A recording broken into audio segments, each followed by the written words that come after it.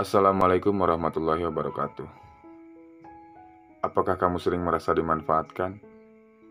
Mungkin kamu sering direndahkan dan diperlakukan dengan kurang baik. Bahkan terkadang orang bisa menjadi kasar dan menghakimimu. Dan mungkin kamu merasa bahwa seolah-olah mereka tidak menghormati dan menghargai kamu. Memang tidak selalu menyenangkan untuk bergaul dengan mereka yang tidak menghargai kita. Ada penyesalan dalam diri kita. Dan mungkin, kalau ada kesempatan, mungkin kita lebih baik pergi saja dan tidak bergaul dengan mereka. Apalagi, mungkin ketika kita melihat ada perlakuan yang berbeda antara teman kita dan teman yang lainnya.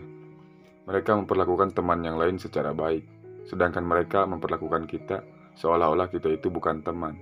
Tapi sebenarnya, bukan mereka yang salah, tapi mungkin ada yang harus kita perbaiki dalam diri kita supaya mendapatkan penghargaan dari teman-teman kita. Ketika kita mampu memperbaiki diri kita menjadi manusia yang dewasa, maka orang lain pun akan mulai menghargai kita. Apa yang salah? Mari kita pelajari satu persatu supaya ke depannya teman-temanmu mulai menghormati kita. 1. Kamu tidak menghargai dirimu sendiri. Belajar mencintai diri sendiri adalah hal yang utama. Bagaimana orang bisa menghargai kita kalau kita tidak bisa menghargai diri kita sendiri? Seringkali kita terlalu keras pada diri kita sendiri. Kita tidak enjoy dan kita tidak selalu merasa aman. Latih harga diri kita. Karena dengan melatih harga diri, maka cara berpikir kita pun akan menjadi tinggi dan kita akan menyukai prosesnya. Herbert M. Lovecraft mengatakan bahwa memiliki rasa kontrol diri dari dalam atas hidup kita sendiri adalah kunci untuk kondisi kesehatan mental kita. Orang yang menghargai dirinya akan percaya bahwa hal-hal yang terjadi pada mereka sangat dipengaruhi oleh tindakan, kemampuan, dan kesalahan mereka sendiri. Untuk melatih harga diri, pertama-tama, kamu harus membiarkan dirimu untuk berani berkata tidak, tanpa rasa bersalah. Prioritaskan apa yang penting dalam hidupmu. Lindungi diri kamu sendiri, dan beranilah memilih untuk menjaga hubungan yang sehat. Itu kunci untuk tidak membiarkan orang lain mengambil keuntungan dan memanfaatkan dari diri kita. Dan pastikan apa yang sudah Anda bayar dalam hidup harus Anda dapatkan. Misalnya nih, kamu berada di sebuah kedai es krim. Kamu membayar untuk 2 es krim. Tetapi kamu cuma menerima 1. Kamu diam saja dan membiarkannya karena alasan tidak enak. Kamu harus berani untuk meminta kekurangan es krim itu. Dan jangan pernah merasa bersalah karena meminta hal itu. Mungkin itu hanya sebuah es krim. Kamu pengen, katakan pada mereka, saya belinya 2, tapi saya menerima 1. Mungkin kecil, tapi inilah cara kita untuk melatih harga diri kita. Kamu harus menghargai diri kamu sendiri lebih daripada orang lain. 2. Kamu tidak menetapkan batasan. Penting kita untuk menetapkan batasan pergaulan kita yang jelas antara diri kita dengan orang lain. Misalnya, temanmu sering datang ke rumahmu untuk menonton film. Kamu senang dan peduli dengan teman-teman kamu. Tapi, mereka bukan tipe orang yang suka menghargai tuan rumah. Mereka meletakkan kaki di atas meja, sedangkan kamu sebagai tuan rumah tidak pernah meletakkan kakimu di atas meja. Mereka merokok sembarangan, sedangkan dalam rumahmu tidak ada yang merokok. Mereka makan dan meninggalkan sampah di mana-mana. Apakah mereka menghormati kita? Ya jelas tidak tampak mereka menghormati kita. Apa yang harus kita lakukan? Langkah yang baik adalah menetapkan batasan ketika teman-teman kita datang dan diskusikan dengan mereka. Kita bisa kok melakukannya dengan cara yang baik untuk mendiskusikan hal tersebut. Dan tentunya tetap mempertimbangkan dari sudut pandang mereka juga. Itu adalah rumahmu dan pada akhirnya harus mengikuti semua aturanmu. Jadi, beritahu mereka. Kalau nanti mereka mau main ke rumah, bersikaplah sopan. Kalau merokok, harap di luar. Dan nanti kalau makan, harap dirapiin. Anda bisa mengungkapkan apa aja alasannya. Tapi saya pikir, bila orang itu cerdas, maka pada dasarnya, dia akan sangat memaklumi. Kita harus melakukan itu karena jika tidak, teman akan semena-mena terhadap kita dan menganggap mereka bisa melakukan apa saja terhadap diri kita. Tidak usah merasa bersalah, daripada nantinya mereka datang lagi, justru kita tidak bahagia dengan kedatangan mereka. Kita menggerutu, kita ngomel setelah mereka pergi. Memberitahu mereka bukan suatu hal yang sombong atau angkuh, tapi itu adalah batasan yang kita kasih, supaya kita tetap dihargai. 3. Pahamilah tidak harus bersikap baik setiap saat. Kamu mungkin berpikir bahwa jika kamu tidak melakukan setiap kebaikan yang diminta teman kamu, mereka berpikir akan tidak menyukai kita lagi.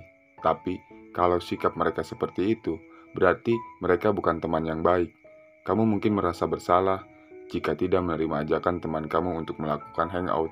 Padahal, kamu sendiri lagi pengen di kamar menikmati musik karena lagi malas keluar rumah.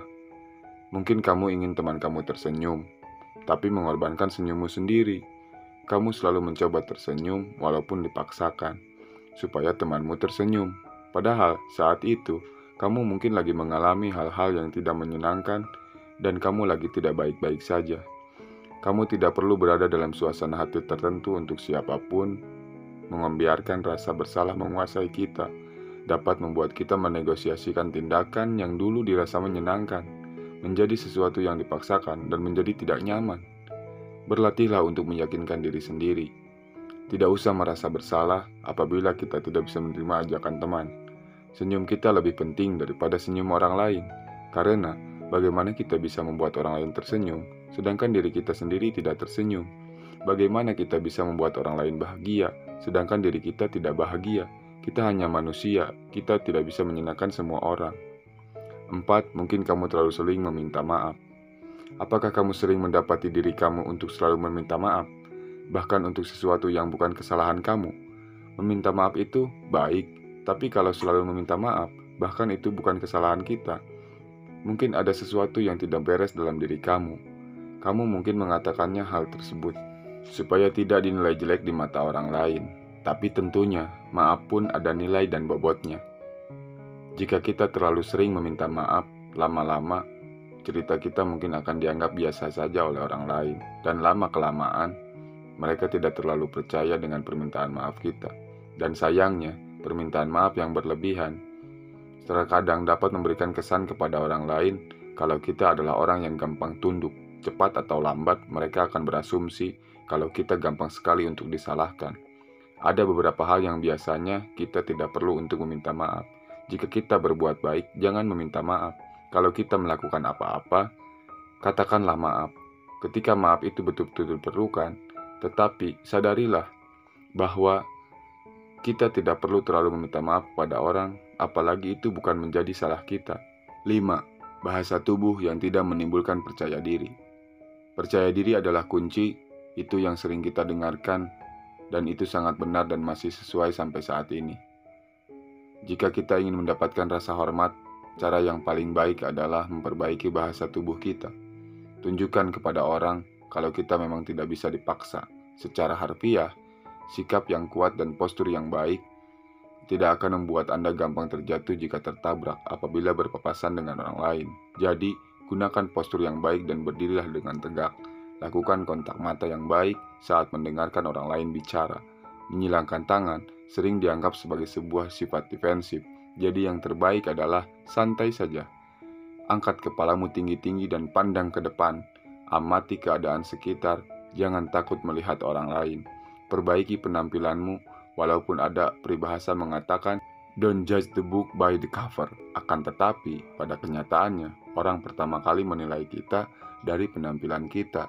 Jaga postur diri kita, pertahankan kontak mata kita, atur ekspresi wajah kita, dan mainkan gestur tangan kita. Belajarlah untuk membuat bahasa tubuh kita menjadi lebih percaya diri. Jadi, apakah kamu sering merasa tidak dihargai? Coba gunakan tips ini, siapa tahu bisa bermanfaat. Mungkin Anda punya tips yang lain supaya mendapatkan penghargaan dan rasa hormat dari orang lain. Silahkan tuliskan di kolom komentar. Terima kasih sudah menonton video ini. Wassalamualaikum warahmatullahi wabarakatuh.